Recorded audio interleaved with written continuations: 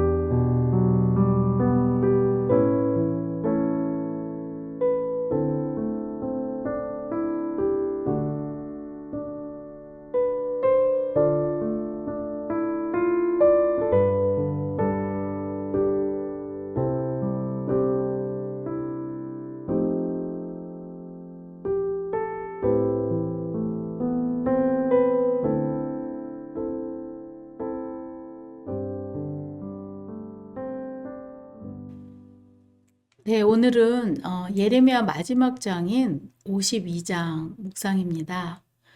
8월 한 달 동안 예레미야를 읽고 또 묵상하시면서 어떤 감동과 은혜가 있으셨는지요?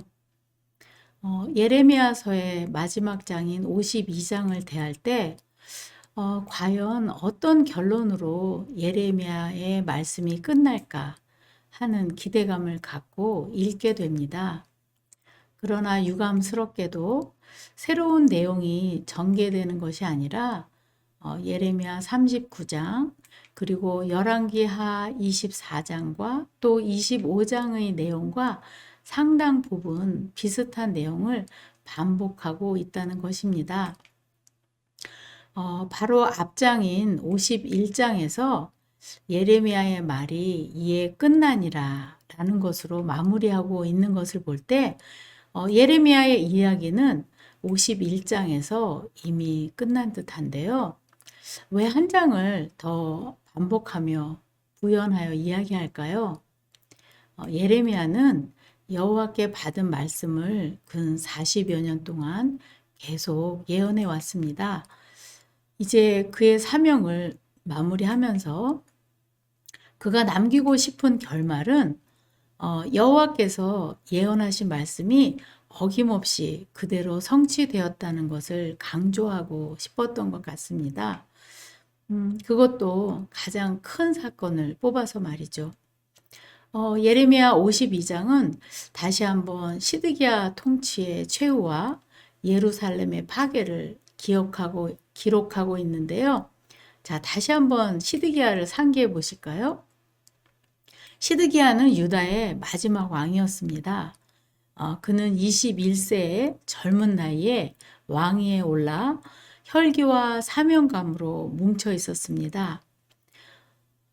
오늘 본문 2절과 3절을 보면 그의 삶을 두 문장으로 요약할 수 있는데요. 첫째, 여호와 보시기에 악을 행한지라. 둘째, 바벨론 왕을 배반하니라.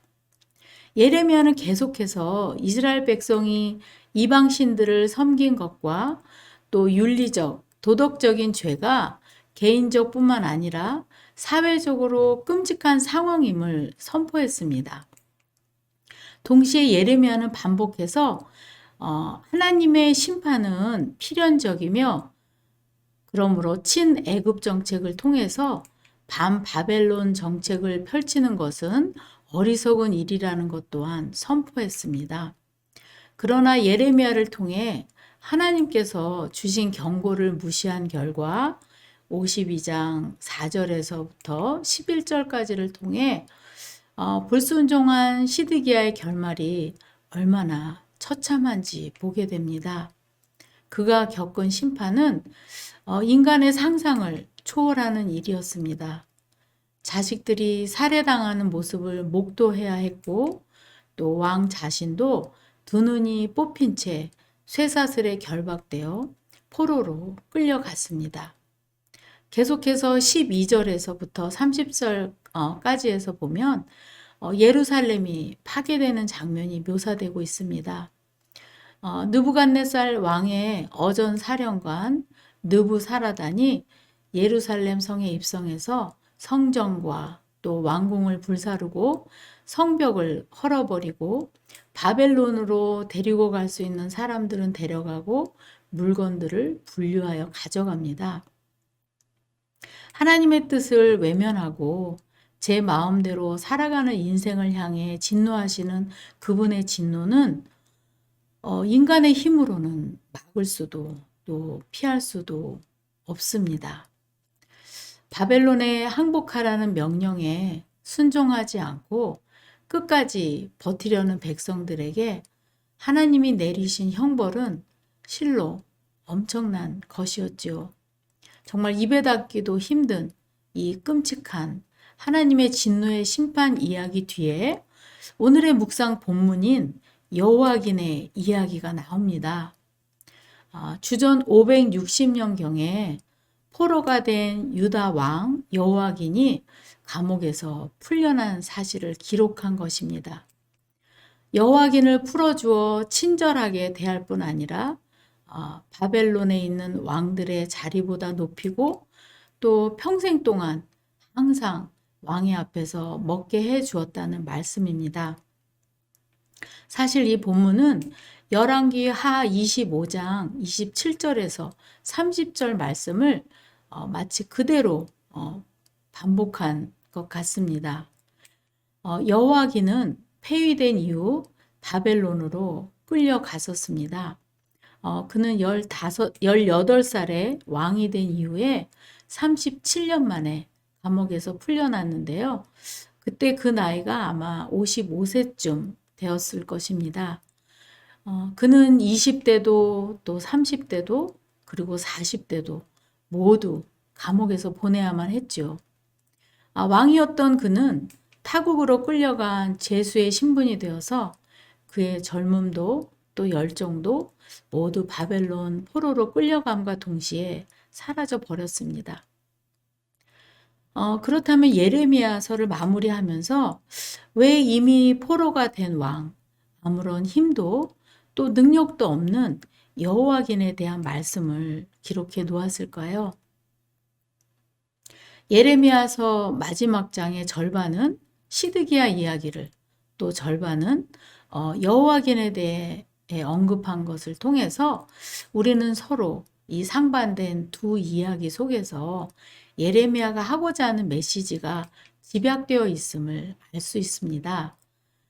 바벨론 사람들로부터 시드기야와 그 아들들이 당한 것보다 더 혹독한 취급은 상상하기 어려울 것입니다.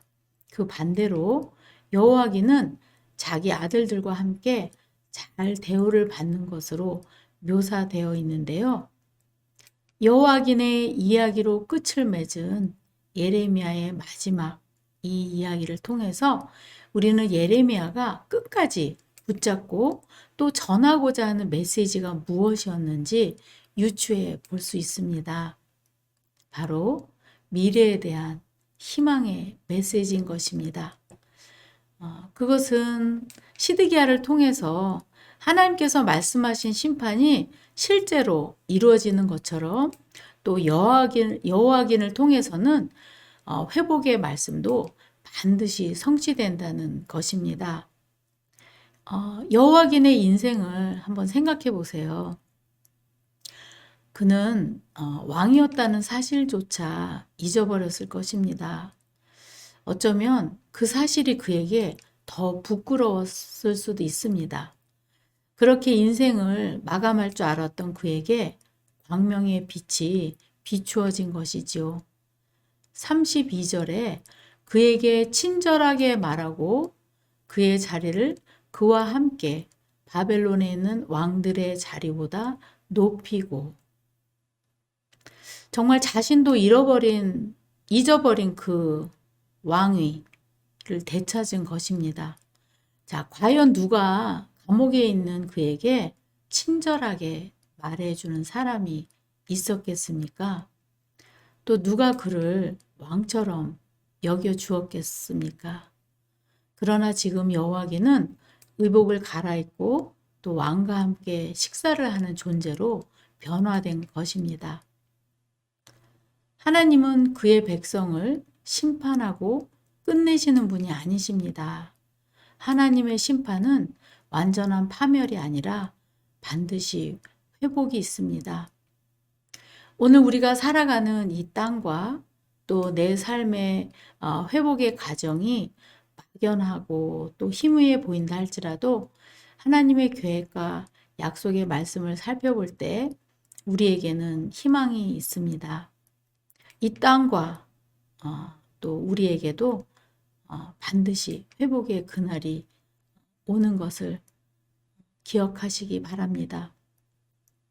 오늘 예레미야 묵상을 마치며 8월 한 달 동안 예레미야 묵상 가운데 여러분에게는 어떤 감동이 있으셨는지 궁금한데요. 너는 아이라 하지 말라. 그리고 내가 내 말을 내 입에 두었노라. 이 말씀을 받은 후 40년간 이스라엘의 선지자로 살았습니다.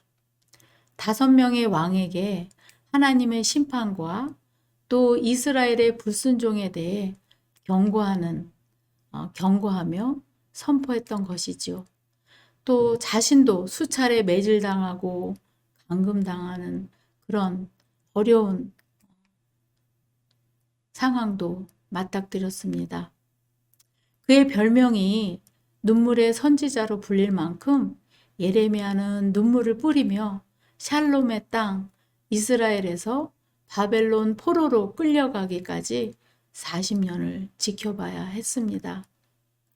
그가 눈물을 뿌리며 그 이름처럼 하나님만을 높일 수 있었던 이유는 하나님은 의로우신 분이심을 확신했으며 또 하나님 없는 예루살렘 성에 참된 평화가 있을 수 없고 그럼에도 불구하고 하나님께서는 반드시 불순종에 대해서 심판하시기 위해 뽑고 파괴하고 또 파멸하며 넘어뜨리시지만 반드시 새롭게 건설하시고 또 새롭게 예루살렘 성 평화의 도시를 심으실 것을 믿고 선포했기 때문입니다.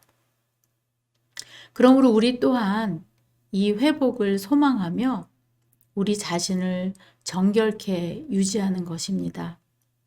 악한 길에서 떠나 주의 말씀을 붙잡고 서는 것입니다. 이제 우리도 예레미야처럼 오늘 우리의 기도 가운데 주님께서 우리 입에 넣어주시는 기도 제목이 무엇인지 잠시 묵상해 보시기 바랍니다. 감옥에 갇힌 듯 힘든 환경 속에 있는 가족이나 이웃, 또 교회 지체들, 또 열방 나라들을 한번 떠올려 보시기 바랍니다. 그들에게도 속히 여호와긴처럼 친절한 환경이 되기를, 또 홀로 외롭지 않기를, 그리고 존귀한 존재임을 깨닫기를 기도하는 저와 여러분 되시기를 예수 그리스도의 이름으로 축원드립니다.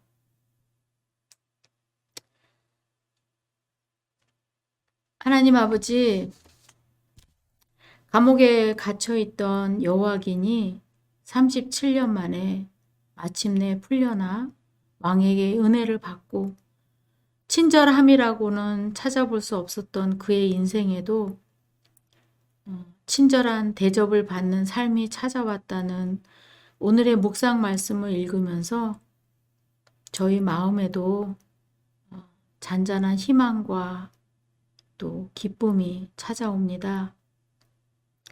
여름날 뜨거운 햇빛이 아무리 강렬해도 결국 시원한 바람이 부는 가을이 찾아오듯이 우리 인생에도 끝날 것 같지 않은 고난 가운데 있더라도 인생을 주관하시는 선하신 하나님 바라보며 기도의 끈을 놓지 않는 저희 되게 해주시옵고 또 고난 가운데 낙심해 있는 우리 이웃들 위해 기도하며 팍팍한 그들의 인생에도 속히 친절한 날이 찾아오기를 기도할 뿐만 아니라 그들을 향해 친절히 다가가는 저희 되게 해 주시옵소서. 예수 그리스도 이름으로 기도드립니다. 아멘. 하늘에 계신 우리 아버지, 아버지의 이름을 거룩하게 하시며 아버지의 나라가 오게 하시며 아버지의 뜻이 하늘에서와 같이 땅에서도 이루어지게 하소서. 오늘 우리에게 일용할 양식을 주시고 우리가 우리에게 잘못한 사람을 용서하여 준 것 같이 우리 죄를 용서하여 주시고 우리를 시험에 빠지지 않게 악에서 구하소서. 나라와 권능과 영광이 영원히 아버지의 것입니다. 아멘.